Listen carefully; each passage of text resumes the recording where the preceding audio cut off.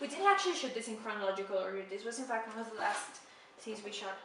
Here we have a girl just like sleeping, and they have a close-up shot of her face, and she has a very neutral face, so it's like nothing exciting is going on. Plus the music, the non-diegetic music, is like sad, boring. We can tell that she's like in a routine and nothing exciting is going on. That editing choice shows that time passed because she went into the bathroom with clothes, with pajamas, and then came out wearing another thing, sports clothes.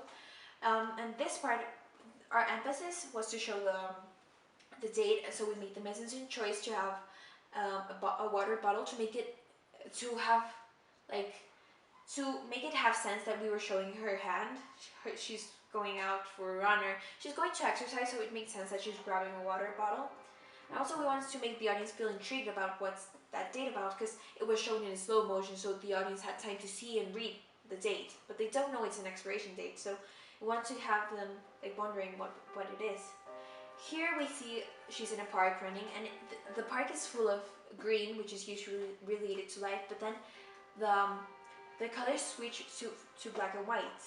And here's the first time we hear diegetic sound in the music and in the movie, and apart from the music, and we've seen that so far there's no one else with her, so we want the audience to feel worried because she's coughing and there's clearly something wrong with her. But if something happens, so far we've seen no one, so no one would help her if something happened.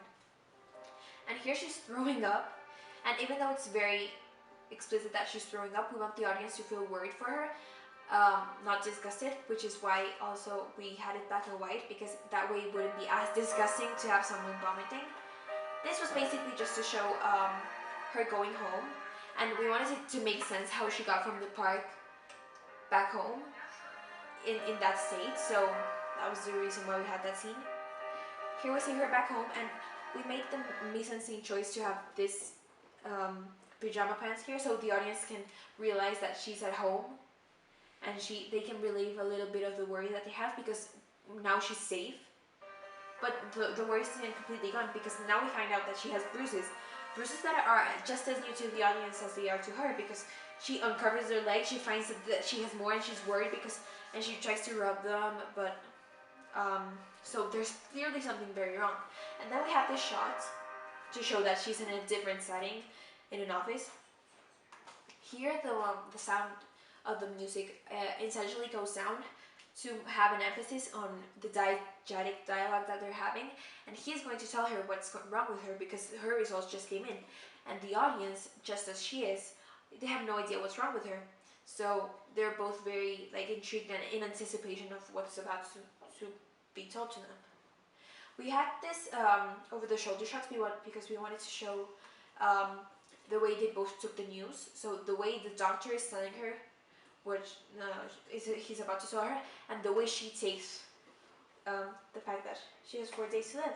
And right there, the music changes to a more sad music, because we don't know what was wrong with her, but now we are absolutely devastated because the audience knows that she has 4 days to live, and the doctor told her nothing else, so apparently there's nothing that she can do about it.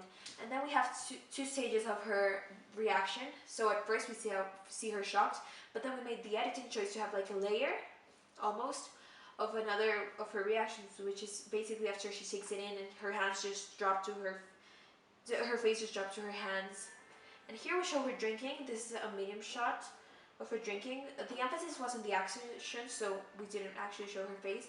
This bird's eye shot was to show her in this vulnerable state because she feels like nothing. So she has 4 days to live, so we want to show her in this very vulnerable state. Here we can, by her face, we can clearly tell that she's not doing this out of pleasure because she enjoys drinking. It's just her way to deal with the pain of the news that she has just been told. Here we can see her in her face, like she's crunching her face, she's not enjoying this. And also, it's black and white, and in this movie, black and white represents like important, crucial moments, like when she's throwing up, or sad moments.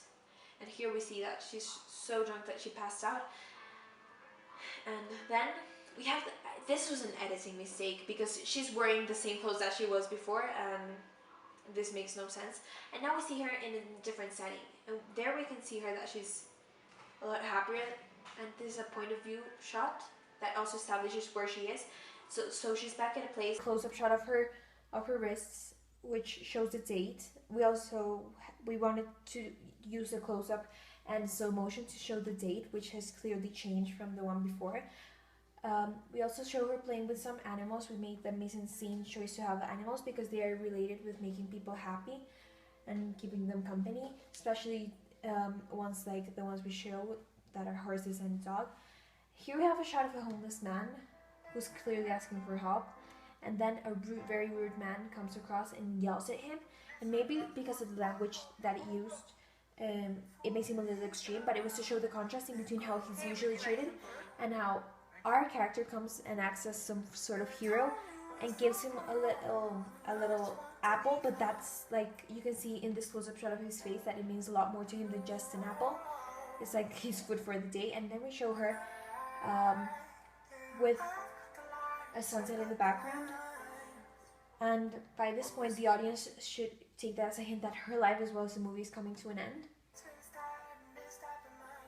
And here we chose to this song for the background. We wanted it to make it on purpose that it matched some of the keys she was playing at the piano, even though it's obvious that she's not playing the same song. And also this is a more upbeat song, but with a slight undertone that it's a little sad. So because the audience shouldn't be happy that she's going to die, because by this point they're going to like her a lot more. But they're still happy that she's doing something good with her last days. And here is basically her writing a letter to her mother with the internal diegetic sound of her reading it afterwards, which further assures the audience and that she enjoyed her last days and that she made the best that she could out of them. And by the end, we have her. For very observative people, they can tell that the movie ends the same way it starts. So it's a shot of her opening and closing her eyes.